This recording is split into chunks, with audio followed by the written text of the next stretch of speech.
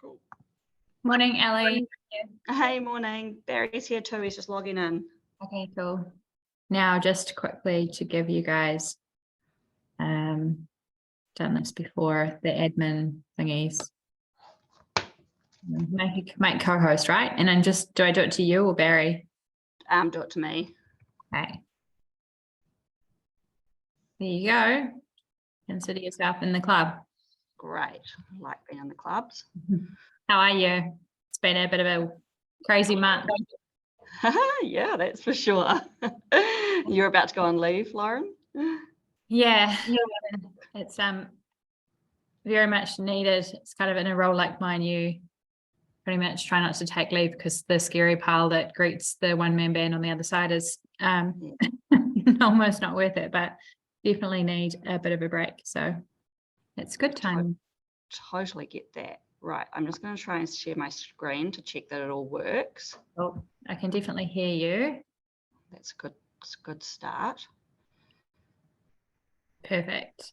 Right, what can you see? Because I now can't see you. I can just see the slides and it's not in slideshow, so but I can see the screen and the slides.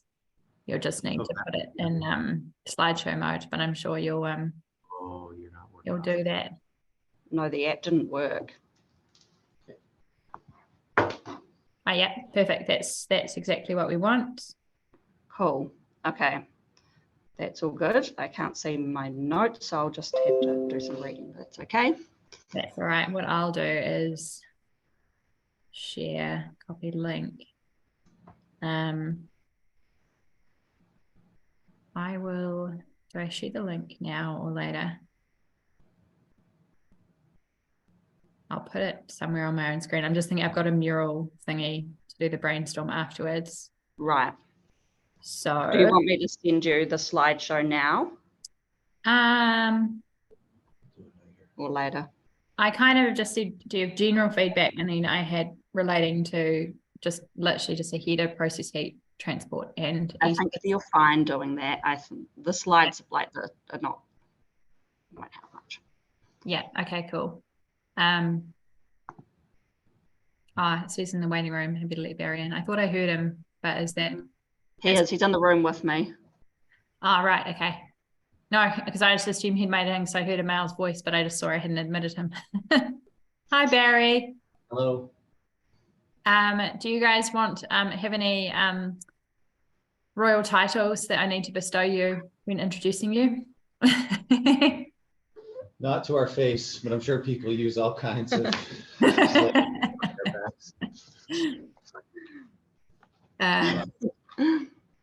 okay. Ali is our principal analyst on our energy and industry team, and I'm the general manager of sector analysis. That's what the org chart says. Okay.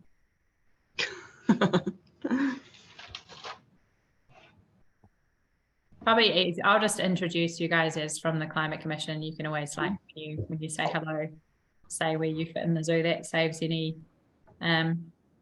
promotion or demotion through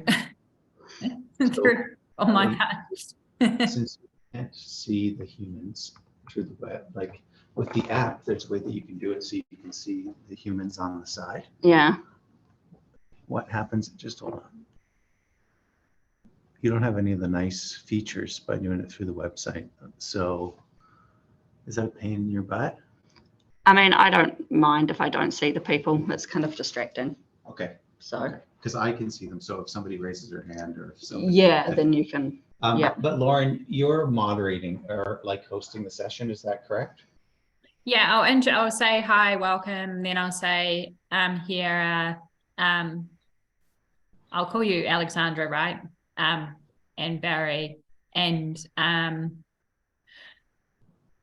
I'll just say that, I'll just do a little bit of an intro. I'll just say what our commitment is around emissions reduction, and that this is an important conversation that's happening at the moment. Your consultation closes on the 20th, right? Yeah. Okay. And then I'll just introduce you and say you're going to take us through what's on your next slide. Well, I'll let you kind of cover it, but pretty much what this is, what it means for you, and how you can contribute. Then I'll just say that following that, you guys will disappear, and we'll have a facilitated brainstorm for any collective feedback or any sort of collaborative feedback people want to provide, but that doesn't replace or doesn't substitute people going to town privately in their own comms to you. And I'm sure you've got a slide at the end or whatever that says, here's the website, here's the emails, here's the Alrighty. Yeah. It's all good.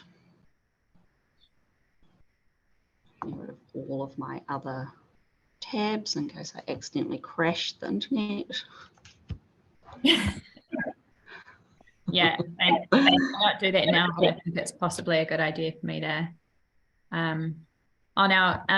Ellie, your surname, Amos Seaton, is that? That's it. Perfect. Oh, Seaton, like it should have an A, but it doesn't. you want it with a French accent? Amos Seaton? Seaton's actually Scottish. All right. I really appreciate you doing this, guys, because I know you fit it in out of cycle, and I don't think we have a particularly big crowd, as I kind of said I anticipated, but I think it's an important step to take to try and bring people into this, and have to start somewhere. So Barry's going to talk to all the upfront stuff at the beginning, and then I'll go into the like energy and transport relevant recs in a bit more detail than we did at SBC. Okay. This is being recorded as well, by the way. That's totally fine. And how you guys have done the other stuff. Okay, cool. Because that's the other way I can share it afterwards for anyone that we want to bring into this conversation so that they start to understand it too. Yep, that's all good. All of our Zoom sessions that we've got on our website as well. If anyone wants to double up. Cool. Might just do. No, I won't do it online poll. I'll just ask people in the chat to say yes, no, like who's actually heard of emissions reduction plan. Hopefully people come clean. I'm just gonna mute myself and go off camera for 2 secs and just go and do a nervous toilet stop. Hold on a sec.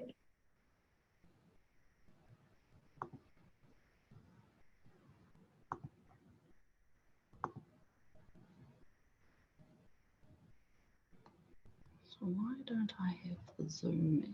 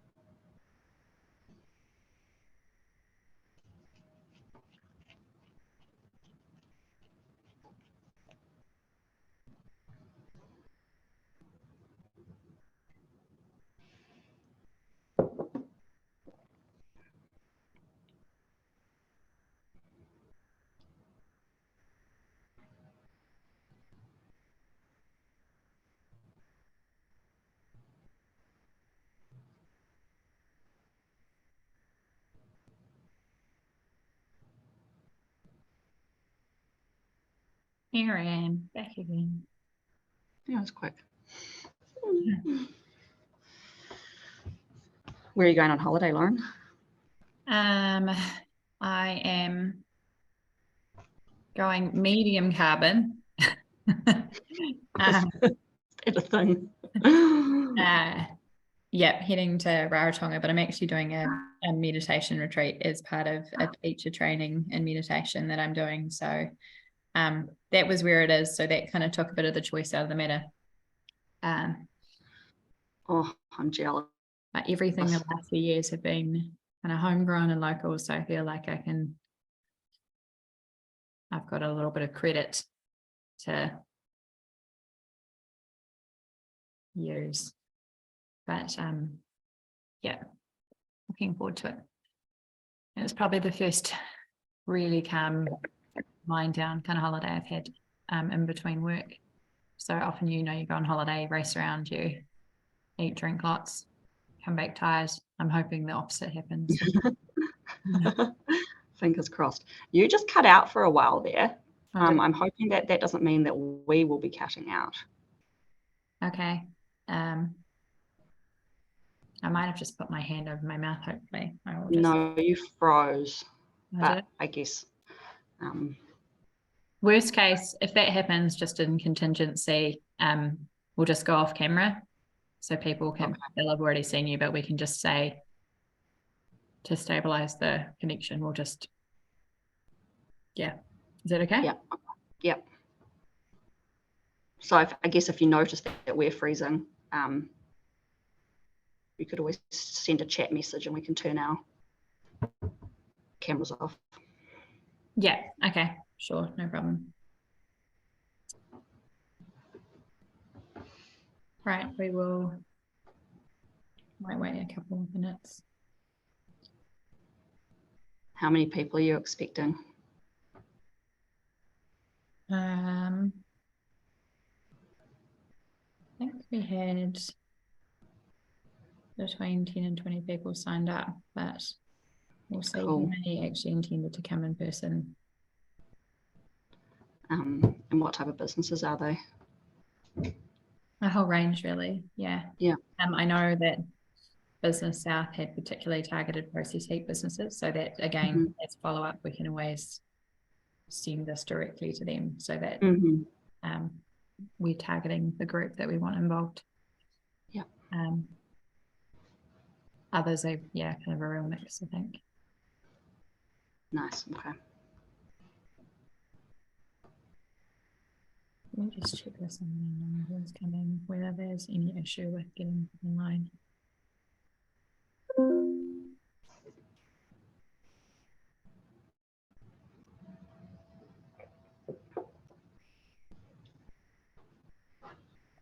Okay, I've just had 2 emails with people running late, so I think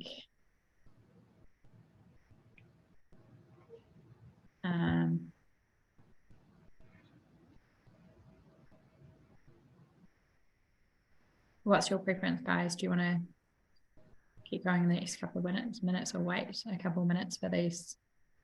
Up to you. Okay. Let's give it another, maybe to 5 past at the latest, and then we can always go. It's being recorded, as we said, so we can make sure it's that's exactly it. You can just share the recording. Yeah. I'm sure the rubber probably hits the road more like around 10 past anyway, from your guys' perspective. All these metaphors that we have that refer to. There's so many transport metaphors. I know. There's a few good energy ones as well. Yeah, we learned to sail a few years ago and suddenly became so aware of how many things we say relate to or come from sailing.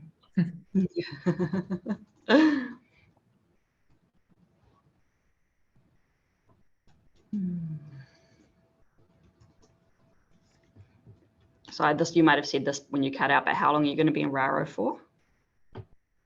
Until the 28th of June. Oh, nice. But I'll be part working a few days in there because there's some kind of critical things happening at the moment that I need to stay across. So we'll just hope for a good internet connection. Yeah, and do some distance, maybe not resuscitation, but some distance life support to keep movie. Mhm.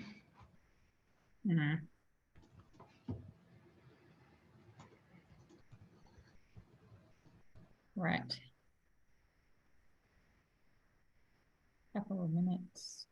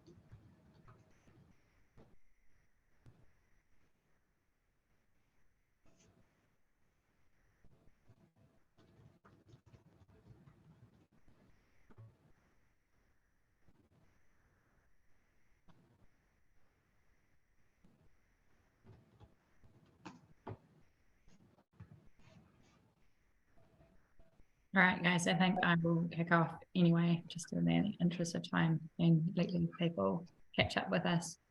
Cool. Does that sound okay? Yep. All right. Kia ora koutou, ko Lauren James, tōku ingoa.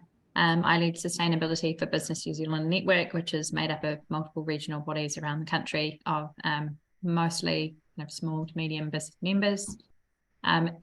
As part of our sustainability strategy and in terms of our focus on carbon, we are committed to being carbon zero certified by the end of this financial year as a network, and we're almost there. And this is a step in the right direction, but needs to be complemented and supplemented by reducing our own emissions. That brings me to why we're here today. So this webinar is with the Climate Change Commission, and it's focused on the draft emissions reduction plan. The second one, which is out for consultation currently, and the Commission's been very busy on the road, letting people know what this entails, how people can input, what it means for them, and we wanted to do the same for our own members. And you may be here in person or listening to a recording, but that doesn't stop you being able to input as long as you hit the D-Day of the 20th of June, which is fast approaching. So without further ado, I will welcome Barry Anderson and Alexandra Amos-Seton, and she is going to take us, well, both of them are going to take us through what I just said. So who the commissioner, what their role is, what they're proposing, what it means for you, and how you can get involved and have your say. So welcome, Ali and Barry, and I'll leave it to you to take us through this. And just so you know, following the presentation from the Commission, they will then leave and I will facilitate an online break through Mural, where you can have your say via today, if you'd like. Welcome. Thanks, Lauren. Good morning, everyone. Thanks for taking time out of your busy day to discuss or to hear about this work that we have up for consultation. I'm going to zoom through, kind of give you the 30,000-foot view of what's this all about, and then Ali is going to approach the landing strip and talk about some of the subject matter in the draft advice that's out for consultation that's probably near and dear to your hearts and operational concerns. So if you're wondering why is this guy talking about this now, it's because hopefully it'll make the next part clearer. So I think, yeah, that was, okay, so that's roll. So I think the most important thing to say about the Climate Change Commission is not what we do, but it's easier to understand us as an organization by what we don't do. There's loads of commissions in different parts of the, I guess, the political and economic structure of the country that do some things. Some of them set regulations, some of them enforce things, some of them take statutory decisions. Some of them distribute grants. Some of them do lots of things. The Climate Change Commission does almost none of the above. We only give the government advice about climate action, and that is with respect to improving resiliency and also on how to best navigate the pathway to net zero and to achieve the targets that are in the legislation that is the Climate Change Response Act. So we're not giving out money, we're not setting emissions prices, we're not enforcing anything. We are a legislated third-party expert strategic advisor. So nice and simple in some ways, but in other ways, lots to think about. I guess the other thing worth saying is that we are unlike other commissions, maybe that have permissive or broad mandates. The work that the commission does is incredibly prescriptive, both with respect to subject matter and the timing of delivery. So the reason why we're doing this draft advice right now for consultation is because we have to give the government advice on its emissions reduction plan by the end of 2023. That is a date in the Act. And we also must consult on it. We must give the country a chance to put their 2 cents in. So that's why we're talking about this now. It's not because there's other things going on. We're near an election, this, that, and the other. We're doing this because we were meant to, and we will do the exact same thing on the exact same timeline in 5 years' time when it's the time to do this job again. I think it's also worth saying, and we'll probably follow up with it, make this part of the slides following up, that the rest of the work streams that we have underway right now, 2024 is going to be a big, hairy year for us. There's a lot of dates there, some of them in the middle of the year, some of them towards the end of the year. And part of the reason, we've had a lot of feedback by folks on the consultation trail when they picked up the draft device that we're going to speak about today, saying things like, why isn't it this? Why isn't that? Why isn't this kind of thing in there? Why isn't that kind of thing in there? And generally speaking, the answer to those kinds of questions have been, those are really good points. Those issues will be addressed, covered, or otherwise in these other work streams as appropriate. So that's just a little bit of, I guess, traffic cop services for the content. And then the other, I guess, the North Star of the work that we're doing here, or the work that we're consulting on right now, is the fact that in 2019, when the Climate Change Response Act was updated, these targets were put in place, and New Zealand has a split gas target legislated. The split gas part is for biogenic methane. There's a range of outcomes there, and that range of outcomes is 24 to 47% less than, generally speaking, historic levels. So 2017 is the base year. So I'm sure in the future that 24 to 47% range will be tightened, or the ambiguity will be removed. But as for now, that is what's legislated. And then, so that's one side of the split gas basket. On the other side of the split gas basket is everything else. So that's CO2 emissions, nitrous oxide emissions from ag, F gases that get released through mishandling of industrial HVAC stuff, everything other than biogenic methane. Those have a net zero by 2050 timeline, and not just by 2050, but 2050 and every year thereafter. So we are not meant to experience net zero in 2050 for a day. We're meant to experience it in perpetuity, starting in 2050. So now that we have that North Star, the next question is, how do we build the staircase for the country to go from current status down to net zero and the split gas targets? And the country, the structure for doing that is that we have essentially 5-year increments, and they're called emissions budget periods. The first one's a little wacky because the timeline on the front end was compressed. So right now we are in the first emissions budget period, which is 2022 to 2025. And last year, as I'm sure you are all aware, the government released its emissions reduction plan for that first emissions budget period. And now it is our job to give the government strategic advice on the direction of policy for the second emissions budget period, which is 2026 to 2030. Maybe next one, Alan. Yeah. And yeah, so that's the emissions reduction plan that the government ultimately creates off the back of our strategic advice. Generally speaking, has to put out the roadmap for how they intend to achieve the budgets for the period. So yeah, so how this all works is, we do our work, we consult in mid-2023, we deliver at the end of 2023. The government takes that advice, does its own work, and then by the end of 2024, I think it is, the government has to have released its emission reduction plan so everybody knows the direction of travel. So we're kind of on a, I guess, public policy treadmill overall as a country, with us having our stop and start point in the cycle.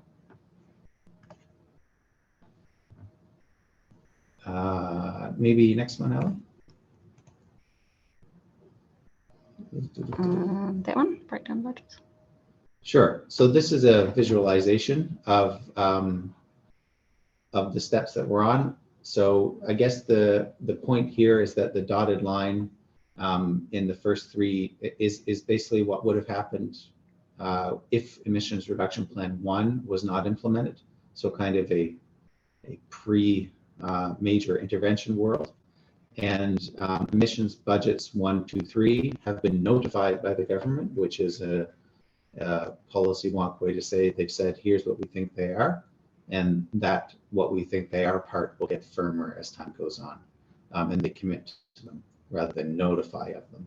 So the main takeaway here with these lines and colors is that according to the actions taken under emissions reduction plan 1, if everything goes really super duper well and we get those blue outcomes, ambitious kind of tailwinds worlds, then we will do just fine on the emissions budget space. But if things don't go great and technology breakthroughs don't arrive and everything doesn't line up, then we are going to be in trouble with achieving the budgets as they are, since the top of the orange band is above the black line, and the black line are the budget levels. So I think that's maybe good enough for the visual. What's the next one, Alan? Oh, there's a lag. That's why. That's what's messing me up.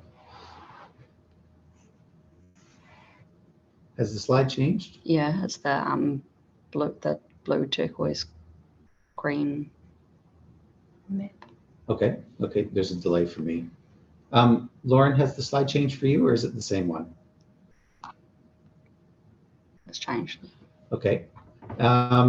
So this slide, generally speaking, is the sectoral breakdown. It's kind of the ambition map for what needs to happen across different sectors for the emissions budgets to be achieved. This is super useful for us with the second emissions reduction plan thinking, because this is like a compass for trying to understand where strategic policy or attention needs to be given in which sectors.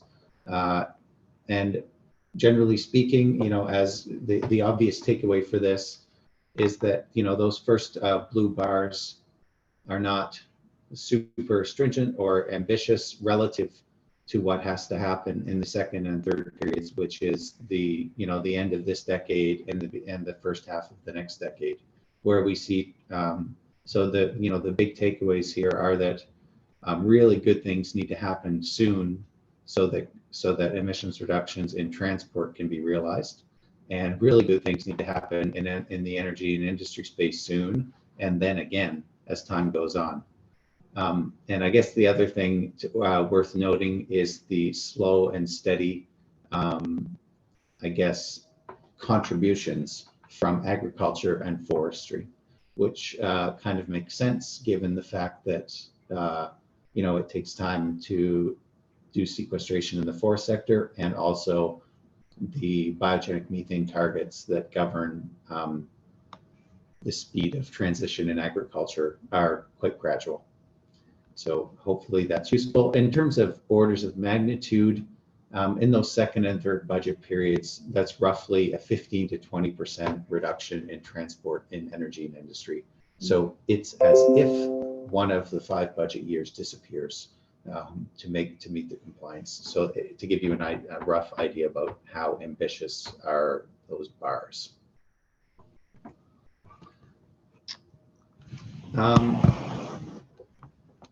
Okay, thanks. The other thing that is unique about this piece of work on the second emissions reduction plan that's different than the monstrosity that was an Ayatonane that the Commission released in 2021 was that an Ayatonane was advice on the first emissions reduction plan, as well as advice on emissions budgets 1, 2, and 3.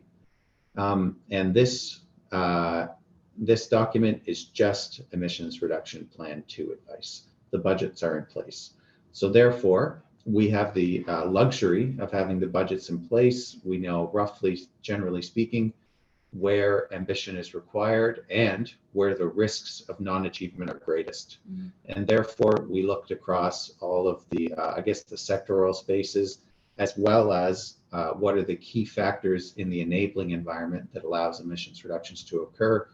And we boiled it down to roughly 19 recommendations that highlight the major opportunities or risk mitigations for meeting emissions budget 2. Some of these are sector specific and quite confined, and some of these are cross-cutting and addressing major or systematic barriers that will allow for the outcomes to be achieved. Let's go to the next one. Emissions pricing. Okay. One of the cross-cutting ones that has thrown off a lot of heat because it's super interesting and the pillar of climate action in the country is what should be the role of our most important tool in helping the country achieve its strategy. Having an emissions pricing system itself, the NZ ETS, is in itself not a strategy. It is a tool that needs to be tuned to reach an outcome that is aligned to a strategy. So when we looked at some of the driving forces in the market today, as well as the underlying dynamics of supply and demand combined with the policy features, we quickly came to the realization that there may be some unintended consequences of maintaining the status quo. And that results, I'm not going to belabor that because it's our lead author did a great job in chapter 4 if anyone wants to pick up and have a look at that after. But the headline statement is that the emissions pricing system needs to be consistent with delivering specific levels of gross emissions for the second and third budget period and with the 2050 net zero target. And the main way to mitigate the risk of that not happening, and I realize that's double negative, but it's the easiest way to say it clearly, is to split the incentives for gross emissions reductions and the financial upside for sequestration of carbon through forestry. And forestry is a very broad term where there's many kinds of forestry underneath that umbrella term. And the result of doing that is that we would end up with durable incentives for net carbon dioxide removals by forest through to and beyond 2050. And that's remedying some of the analysis that's presented in chapter 4, that under current dynamics, there's a reasonable risk that the emissions pricing scheme will be incredibly will be oversupplied by NZUs, thus putting severe downward pressure on prices. The impact of that from the mid to late 2030s onward are that forestry folks may not receive the financial returns that they expect as they do decades-long planning cycles. And if we end up with a system that is dramatically oversupplied with compliance units, all that downward pressure on price will have a hard time putting forth the incentive structure for gross emissions to keep falling. So we'll essentially end up with both the supply and the demand side of the market not really having the operating environments that it needs to help achieve the outcomes. I'm just going to turn my camera back on.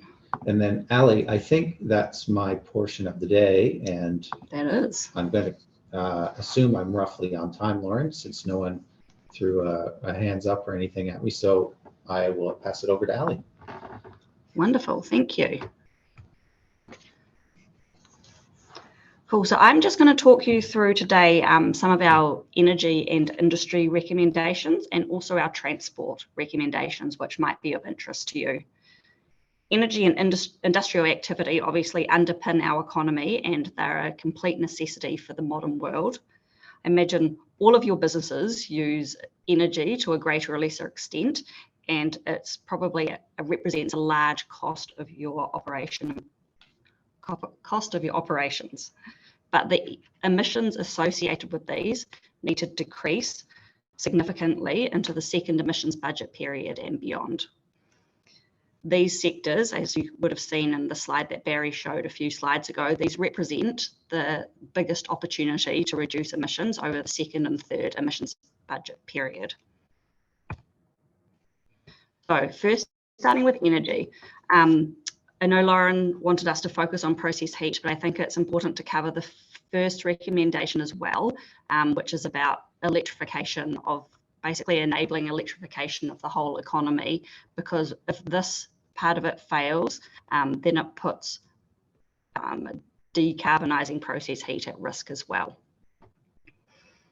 So our first recommendation focuses on making sure that the electricity supply, the electricity system can withstand the increased demand that will come from both electrifying heat and electrifying transport, and making sure that the lines that take the electricity up and down the country and to households and businesses are able to withstand that, and also the increasingly varied demand for electricity at different times of the day and year that might have been different to what that was before. So in terms of industrial activity, industrial emissions come from the combustion of fossil fuel for energy and for chemical reactions which occur in industrial processes. So for example, fossil gas and coal are combusted in boilers and burners and ovens for process heat in sectors such as food processing and wood, pulp and paper production. The government has a suite of policies in place to address these barriers to decarbonise process heat, in particular the GIDI Fund, which you guys might be aware of. But to continue making progress in this area, the government needs to unlock cost-effective ways to reduce industrial emissions, which may include non-cost barriers. For example, there are limited manufacturers of biomass and electro boilers in the country. Continued supply chains delayed for key equipment like transformers, ongoing labour and skills shortages. And other barriers include electricity distribution processes, onerous consenting, uncertainty about future pricing and technologies, and practical engineering constraints. So these are some of the things that we have identified that need to be addressed to really unlock the opportunities that we have in this area. So as part of this, we also, to date, the government has been focusing on, in particular, low to medium temperature process heat, which makes a lot of sense. But there are other opportunities that the government could be looking at as well, such as forestry machinery, off-road vehicles, and continuing to focus on really unlocking some of those hard to abate opportunities as well. So that's why our first recommendation focuses on making sure that the electricity system is able to deliver affordable and secure electricity to support the decarbonisation of heat and transport. This means that New Zealand will need more renewable generation, and the electricity distribution networks need to be able to support it. So as many of you choose to electrify boilers and heat plant or switch to electric cars, vans, utes or trucks, this is to ensure that the system does not fail, which would in turn disincentivise switching. So the second recommendation relates to industrial process heat, which produced nearly 6 megatons of carbon emissions in 2020. So our assessment is that there's a risk that the government has overestimated how quickly emissions reductions can be achieved. And there's lots that the government has focused on here already, but we think that the government should pursue more widespread process heat decarbonisation and establish mechanisms for other industrial sectors and processes to decarbonise. Returning now to transport. In general, the transport system will need to change at all levels to provide New Zealanders with safe, affordable and reliable low emissions transport options. The other important context here is that decarbonising transport can improve health, wellbeing and equity of New Zealanders. And as the example this graph shows here, that research into the cost of health impacts from air pollution, the vast majority comes from fossil fueled vehicles, is north of $10 billion. If done right, we know that there'll be positive impacts, reduced harm and death from motor vehicles, improved health and greater levels of active transport. So with that context in mind, we have 3 recommendations in the transport space, but I'm not going to focus on the mode shift to active and public transport. I'm going to focus on the 2 that are more relevant for this audience, one being decarbonising the light vehicle fleet. Ali, can I just interrupt for a sec? I'm not sure what screen you're up to, and I'm not sure the main screen's reflective of that. Does anyone else feel there's a lag in the screens? Oh, it's not updating. Okay, Barry and I will turn our cameras off, and hopefully that helps with the bandwidth. Perfect. Yeah, I'm with you now. Perhaps could you just take like 5 seconds on each of the previous 2 slides? Sorry, I was slow on the uptake. I was listening intently, but not looking. Okay, so that's what you're saying. Okay, cool. This one. And Lauren, we'll share these slides around after as well. So yeah, perfect. Okay. Thanks, Ali. Okay, so that was the graph that I was just talking about with the visual. And now I'll move into talking quickly about electric vehicles. Hopefully you can see that graph that has come up. So in 2020, light vehicles contributed 65% of transport emissions.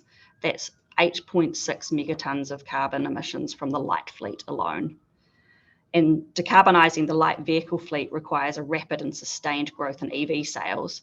This chart here shows our modelled pathways when we set emissions budgets, and in green, what EVs entering into the fleet looks like, whereas that orange squiggly line shows the reality of what's happened in the years to date. So a challenge for the second emissions budget period will be ensuring that all New Zealanders who want an EV are able to access them. This may mean targeted support for low income and disadvantaged groups, because that will ensure an equitable transition to a zero emissions fleet, especially because in this period that we anticipate that there may be some supply constraints, particularly in the second-hand vehicle market. But during our early engagement,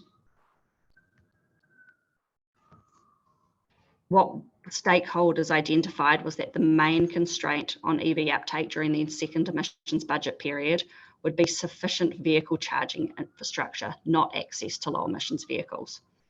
So if we don't remove that barrier to scaling up both the nationwide public charging network and having sufficient private charging capacity, it will likely constrain EV uptake in the second emissions budget, which will limit the contribution that EVs are able to make.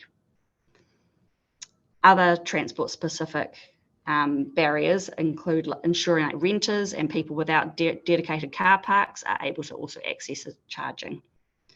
So our draft recommendation to the government is about really focusing in on this barrier. And moving now to decarbonising freight and commercial vehicles. So the freight sector is obviously absolutely essential to Aotearoa's economy, both domestically for moving goods around the country, as well as for enabling exports to the overseas market. Currently, our freight is predominantly moved by road, so that's about 75% on a tonnes per kilometre basis.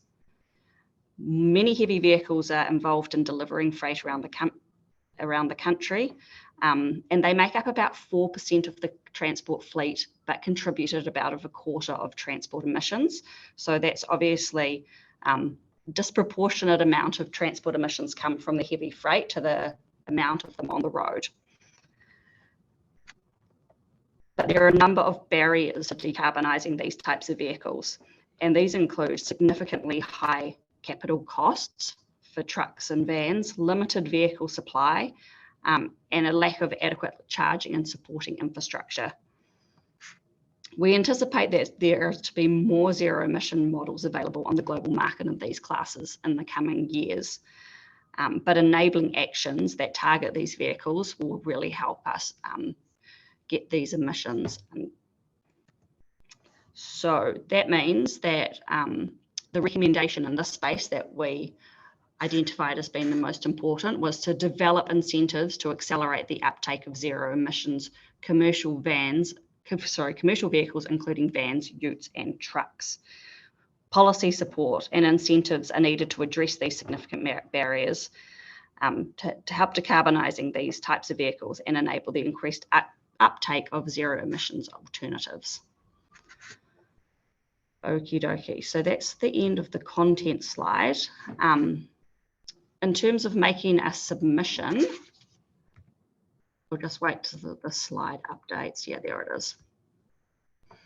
So our consultation is open until next week on the 20th of June. There's details of how to submit on our website that is listed there. We want to make it really easy for you, and submitting in the way that works for you would be great. So if you've just got one big thing that you want to tell us, there's space on our website to be able to do that. Or if you want to submit a PDF copy of a submission, that's absolutely fine too. But either way, we would really love to receive your submission. So is the link there? Visit our website, or if you've got a question, our email address is listed there. Cool. Thank you very much. Sorry, Yeah. I feel like Barry, you're going to say something. Yeah, so I think I'll just back end that that content from Ellie with letting people know that. So our timeline is, the submission period closes June 20th. Then we have to hustle to get this drafted, or to get this advice finalized and over to the minister for the end of the calendar year. And then it's in the ministry's hands to start working on their emissions reduction plan too. The government also must consult on its draft emissions reduction plan stuff. So, we as the country will have another chance to give input into the emissions reduction plan development from the government space once they decide what they want to do with our advice. So I guess the point is that please make your voice heard through this consultation period, and also please pay attention or realize that you'll have another opportunity with a different group as time goes on. And that's super important since, this emissions reduction plan for the second budget period really needs to work, or else we're going to be having a hard time meeting that budget and the ones coming after. And I think that's it for me. Thank you. So yeah, I guess to reinforce the conversation doesn't stop here, and the ability to input and have your say, whether it's to the Climate Commission or the government, can continue from here. Can I ask a question of you guys just before you leave? And I am putting you on the spot, but hopefully you can rally an answer. The audience for this, or the intention, was to start engaging SMEs in the journey, acknowledging that many oftentimes with consultation and things like this that involve government or commissions end up having submissions from larger businesses who are probably more substantial in operations and earnings and resources. For those smaller businesses who don't have those things, I guess what would you say to them about the challenge that we're trying to achieve in the way of emissions reduction, and also the role of input and and the collective voice contributing to this? So I think, Lauren, we've tried, or the goal of how we're doing the consultation, or how we're enabling people to participate is exactly with that in mind.